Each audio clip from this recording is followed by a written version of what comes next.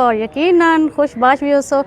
क्यों ना खुशबाश हो, क्यों जो मौसम आ गया खुशियां दा और खुशियां नाल बहार आउंदन जनाब। बहार दा मौसम है और हर तरफ जश्न बहारां दे खूबसूरत प्रोग्राम रंगारंग प्रोग्राम सैलीब्रेट थींदे पैन पूरे पाकिस्तान दे विच और साडे इलाके च भी जनाब बहुत खूबसूरत प्रोग्राम सैलीब्रेट करेंदे पैन। और इत्थां बलोच कल्चरल डे के हवाले नाल प्रोग्राम आंदे पैन। इंदे वाला जरा ना तो पता है जिमें कि मार्च का महीना है और मार्च के महीने च वेमेन डे होंदे, खवातीन दा आर्मी दिवार होंदे और हुण डाणे पूरे मुल्क दे विच 8 मार्च तक पूरे मुल्क दे विच मुख्तलिफ सरकारी निम सरकारी तकरीबात होंदे और जिंदे विच लोग और खसूसन खवातीन वो खवातीन जरियां मुख्तलिफ इलाके दे विच मुख्तलिफ डिपार्टमेंट विच मुख्तलिफ जगहें ते वनते कम करेंदे। वो चाहे खेतें च कम करेंदे, वो चाहे दफ्तरें कम करेंदे, वो अपने घर च होंदे या फैक्ट्रियां च होंदे या आला ओहदे ते हैं जनाब। मैं उन्हें को सलूट पेश करेंदी हाँ कि अज दा दिवार तुम्हारा दिवार है जनाब और सबको ढेर ढेर मुबारकबाद होवे कि जनाब पूरी दुनिया दे विच जनाब तुहाडा दिवार मनाया वेंदा पे।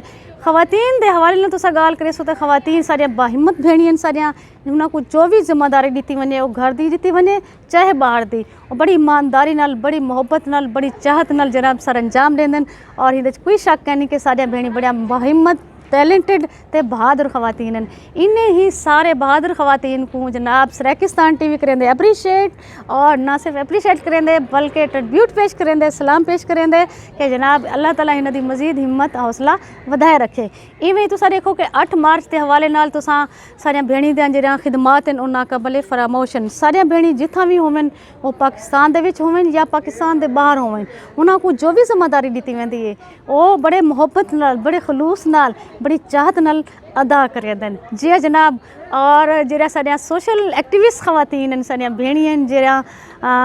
अगू ते आ वेंदन मैं कुछ ना गिनण चाहसा और यकीनन भेणी जरा अपना पाकिस्तान लेवल ते नेशनल लेवल ते अपना नाम बढ़ा गए। सब तो पहले मैं बेनज़ीर भुट्टो साहिबा की मिसाल दिसां कि वो सारी भेण सियासत चाहिए और उन्हें दिल जान लाते जरी ना अपना एक नाम बढ़ाया एक मकाम पैदा किए और ख़वातीन की शनाख्त बढ़ी है और अपनी जान जरी पाकिस्तान की अवाम की खातिर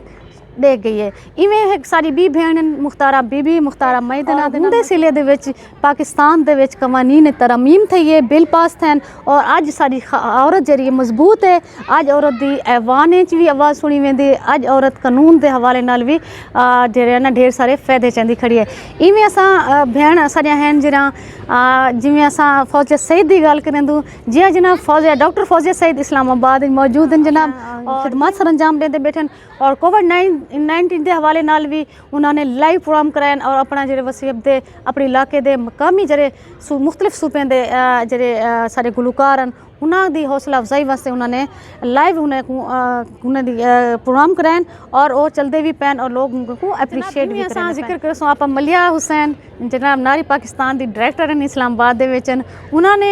खवातीन के हवाले नाल बहुत ज़्यादा मोटिवेशन दी है। उन्हें वो वर्कशॉप करवाते हैं ट्रेनर हैं और उन्होंने इंजे जे मौजू को डिस्कस किए इंजे जे मौजू से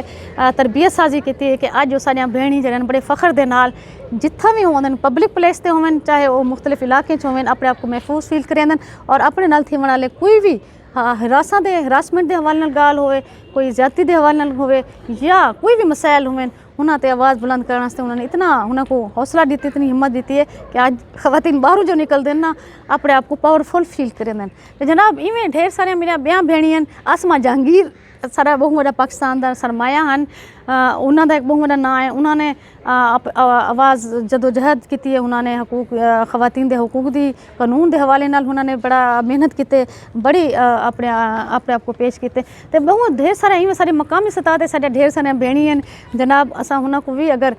जरा ना डिस्कस ना करूँ तो ज्यादती हो सी सारा ज़िला राजनपुर गो के पसमानदा इलाका है लेकिन हिंदे विच सारियां बेशुमार भेणी हैं जरा कम करीने वधन वो सहाफ़त होवन वो सोशल वर्क होवन या अदब के हवाले नाल भी सारे जनूबी पंजाब दी खवातीन माशाल्लाह बहु ना कमे बहु मेहनत की और साना निगार भी हैं वो अदब के हवाले नाल भी कम करें शहरी शहरी दे उन्होंने किताबां छपियां पैन जनाब जिथा भी अज औरत मौजूद है पाकिस्तान दे विच पाकिस्तान तो बाहर आज बड़ी खुश है क्योंकि उन्होंने अज नहीं मनाया वेंदा पे खवातीन दा आलमी डी मनाया वेंदा पे। मार्च का मतलब ये है कि खुशियां का त्यौहार है खुशियां दा मौसम है और हिंदे विच गर्मी शुरू थींदी पई हूंदी है, बल्कि गर्मी दा स्टार्ट होंदे बहार होंदे खूबसूरत फूल रंगा रंग जरा ना वो खिलण शुरू थी वेंदे ते हर चेहरा जरा परेशान होंदे जरा जनाब मायूस होंदे उनके चेहरे ते रौनक आ वेंदी है खूबसूरत रंग दे फुल्लां को देखते, क्योंकि बहार भी है ते बहार दे हवाले नाल जनाब रंगा रंग प्रोग्राम जरे ना सेलिब्रेशन थींदी पई है ते इंदे ही जनाब